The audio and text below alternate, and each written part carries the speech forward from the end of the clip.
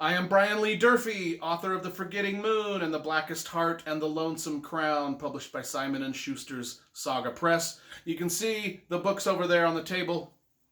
If you're interested, Amazon.com, Audible.com, Barnes & Noble, anywhere books are sold. Listen up! We're not going to be doing any writing advice videos today. We're not going to be doing any book reviews. However, I will be ranking all of the Motley Crue CDs from my least favorites to my favorites. So let's get to it. Before I do that, though, let me just tell you, man, I love Motley Crue.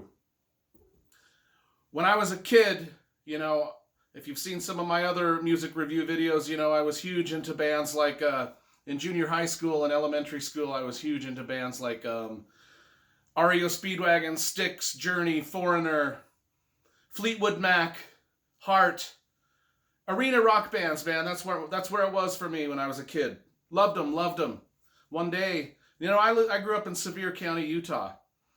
Sevier County, Utah. If you've never been there, man, it looks exactly like it sounds. It is a severe county. It's in the middle of the desert. It's in the middle of nowhere.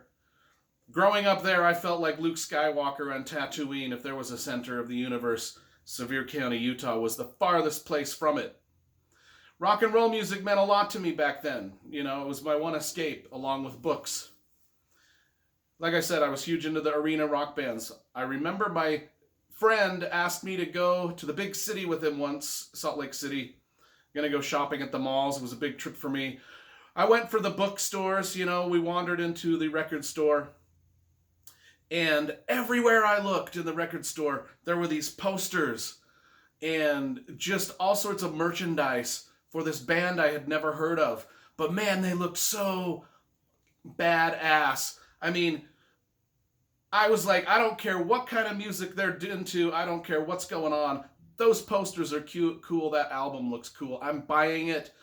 Sight unseen. I had not heard a single song from this band, but just by the way the album cover looked and the way that the band looked, I thought this is going to be cool. This is going to be cool. I'm buying the album, not having heard it, not knowing who these guys are. Well, that album and all those posters were this. Motley Crue. I mean, there were pentagrams all over the place. It looked like Devil Worship City. And I was like, man, Sevier County, Utah, why not get into a little devil worship, whatever. I bought my first Motley Crue CD, Shout at the Devil, that day. 3-hour ride back to Sevier County from Salt Lake City. Put that cassette tape into the player, and oh my God, did my life change. I was listening to something that I had never heard before. I had heard Kiss songs. I had maybe heard a few Def Leppard songs, maybe a few AC/DC songs on the radio. Didn't really excite me too much. I just thought it was a heavier version of Journey and REO Speedwagon. But man, when I heard that Motley Crue, that first Shout at the Devil, just doom, doom, doom, doom. Shout at the devil. I mean, I had never heard guitars like that. I had never heard a bass like that. I had never heard a singer like that in my life. I was blown away.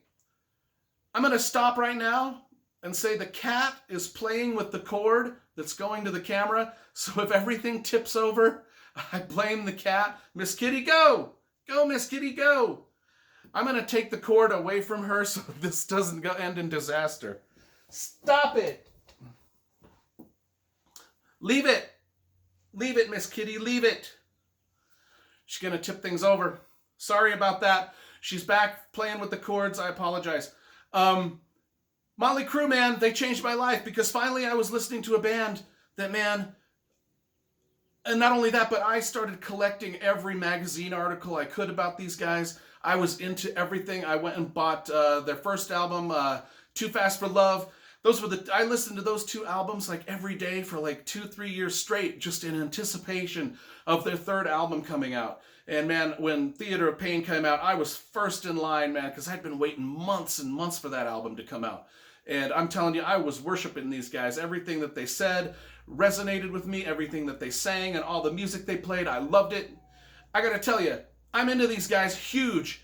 if you can't tell, they changed my life in ways that I can't explain. I mean, just as a young kid growing up in Sevier County, Utah, a predominantly religious Mormon town, growing up with all the Mormon rules, man, these guys taught me to just think for myself, have dreams of my own, and go after them and accomplish them. That's what Motley Crue means to me. I know that in their real life, they were drug using, women abusing, just jerks in real life, and I don't agree with that. I mean, I've got the dirt right there.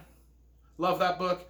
Tommy Land, Vince Neil, Heroin Diaries. One of these days, you know, maybe Mick Mars will do his book. Hey, I'm a writer. Mick, if you want to collaborate, I will do your biography. I think we could hit it out of the park. Anyway, these guys taught me as a young boy to just think for myself. That's my introduction to this. That's my very lengthy introduction to this video. Thank God the cat ran off and we won't have any camera troubles. But let's get to the rankings of the albums. I pretty much like them all. Love a lot of them. Some of them suck. I'm going to be honest. This was their greatest hits, you know, Red, White, and Crue. It's not really going to be ranked. It's their greatest hits. It's got a song, Sick Love Song. I thought that was a good song. We'll toss it aside. Let's get at one of the albums that I fucking hate. You know, before I start this, let's just say a prayer for the death of rock and roll that grunge brought about. You know, what a disaster. Nirvana, Pearl Jam, Creed, all those bands came along in the early 90s and killed rock and roll dead. And I'll never forgive them. Never forgive them, you know. Motley Crue, they were on a roll and then screeched to a screeching halt because of Nirvana. Please, say a prayer for the death of rock and roll. Nirvana killed it dead. Generation Swine. This was Motley Crue's answer to grunge. Yeah, Motley Crue tried to be Motley Tool. They fucked it up with this bad album. I didn't like it at all. Nothing good on it. I still listen to it occasionally. Yeah, there's a few things. I like their outtakes. You know, I've got all the Motley Crue re-releases with all the outtakes and extra features. Some of the outtakes on this are pretty good. But generally, Motley Crue's attempt at being grunge, crapola. Get rid of it. Next on my list is New Tattoo. Better, much better than the bullshit that we were just holding up. New Tattoo, you know, they tried to go back to their roots. I don't have a problem with this. You know, it came out a little too late. It came out in the late 90s or early 2000s. Just kind of a flat thud, and the record industry didn't really make much. But there were some good songs like New Tattoo and Hell on High Heels. I didn't mind it. I listened to it quite a bit. I loved the tour. Went and saw the tour. Tommy Lee didn't play on this tour. I think it was some lady. She did a good job. Saints in Los Angeles. Yeah, now we're back to the real Motley Crue. This is a badass album. This thing is good. It's got some great tunes on it. Saints in Los Angeles. If you've ever been to a Motley Crue show, they play Saints in Los Angeles every time now. And it's a crowd pleaser. It's awesome. It's got a great hook. Man, this would have been a #1 single had it come out in the mid-'80s. Saints in Los Angeles, great. Got some great tunes on it, other than the title track. I really like this album. Supersonic and Relics. This is another album just full of sort of outtakes. You know, different songs that Motley Crue did for different reasons here and there that never made it onto their regular albums. I like it. I really liked it. This is really a good album. Supersonic and Relics. Let's look at some of the stuff they've got on it. Teaser. Hey, Teaser's great. Primal Scream. They do that in concert all the time. Primal Scream. That's a great song. Vince Neil's vocals are crazy good on that. Saints and Sinners, Monstrous. Say Yeah, Planet Boom, Bittersweet Father, Anarchy in the UK. These are great. These are all great hits. Great songs that they put out. Hooligan's Holiday, Rock and Roll Junkie, and Angela. You're a rock and roll junkie, Angela. Oh, Angela. I love these songs. Some of these are taken from their greatest hits album, the God, what was that? Uncensored? I can't remember what that one was called. They did a greatest hits album before Red, Right, and Crew, which I had briefly. Some of those songs are off of it. But Supersonic and Demonic Relics, that's a great album. Can't go wrong with that. My next one, just titled Motley Crue. Yeah, this was when Vince Neil left or got kicked out. So they had John Corabi sing. God damn, this is a heavy album. This is their heaviest album of all. Their most underrated album. I think it's great. I'd like them to redo it with Vince Neil on the vocals and just see how it sounds, just for shits and giggles, right? But John Corabi, God, he was a great musician and a great singer. He did great on this. This has got, I listened to this album quite a bit just because it's so awesome. I mean, the songs are fantastic. Misunderstood, Hooligan's Holiday, geez, I mean, Love Shine, Smoke in the Sky, that'll wake you up in the morning, Smoke in the Sky. These are some great tunes, sung by someone different than Vince Neil, so it doesn't sound like Motley Crue. But man, this is their heaviest album they ever put out. It's a great album. Love it. Now we're down to my top five. Top five. You know, I found out these guys didn't put out a whole lot of albums. Only 9 real studio albums and a couple of greatest hit, and then Supersonic and Demonic Relics was the 10th one. And then 2 other greatest hits collections. You know, only about 12 LPs did they ever do. But yet, God, they sold 100 million copies of those 12. Girls, Girls, Girls. Let's go. That's going to be the first one in my top 5. Girls, Girls, Girls. Wild Side, one of my favorite Motley Crue videos. Girls, Girls, Girls. Hey, man. Not that I've ever been in a strip club, but I hear tell that every hour on the hour, every strip club in the world plays Girls, Girls, Girls. I hear tell.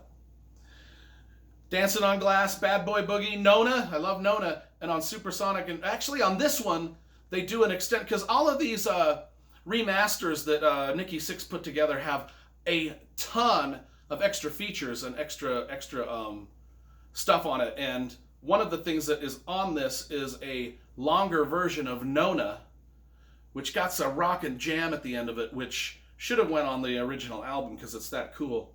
You're All I Need, Rodeo. You know, Rodeo is a great sort of half rock, half ballad song, sort of like Home Sweet Home. I think had they put Rodeo on the original release of this album, it would have been a top 10 hit and one of their mainstays in concert. So if you ever want to YouTube Rodeo by Motley Crue and hear a song that should have been on an album that never made it to the album, it's Rodeo. Instead they put You're All I Need, which is kind of a weak song. They should have did Rodeo. Rodeo. Girls, Girls, Girls. My 4th one, Dr. Feelgood. Yeah, this is cool. Gosh, this is probably their best-selling album of all time with a lot of their greatest hits. Dr. Feelgood, Kickstart My Heart, Without You, Don't Go Away Mad, Just Go Away. You know, and this has got all the extra features on it. This is the Nikki Sixx Motley Crue extended version with all the Nikki Sixx extras that he slapped onto this. Really cool extras like Get It For Free, some instrumentals of Kickstart My Heart and Dr. Feelgood and Without You. I loved the Dr. Feelgood. Probably be most people's number 1 album. It was number 4 with me. Let's go with Theater of Pain for number 3. I know people think this is one of their weaker efforts. I think they're all full of shit. This is great. Now, keep in mind, I had their first 2 albums for a couple of years and listened to nothing but those first 2 albums for 2 years straight. And I knew that Theater of Pain was going to be released, and I was still a young boy at the time, and man, I stalked the record stores just waiting for it to show up. So I anticipated this album quite a lot, and so maybe that's why it ranks so high in my list when most people think it's one of their weaker ones. But City Boy Blues, that's a bluesy song. Smoke It in the Boys' Room, I liked that video. I was anticipating that video too. I love that video. Home Sweet Home, their perennial hit. The number 1 requested video in MTV history. Home Sweet Home. I remember that when that had a run on MTV for like 50 weeks in a row as the #1 requested song, Home Sweet Home. Use It or Lose It, Tonight, Raise Your Hands to Rock, Fight for Your Rights, Save Our Souls, and some of the extra features Nikki Sixx put on this, you know, a Home Sweet Home demo, Smoking in the Boys Room demo, a City Boy Blues demo that just rocks, just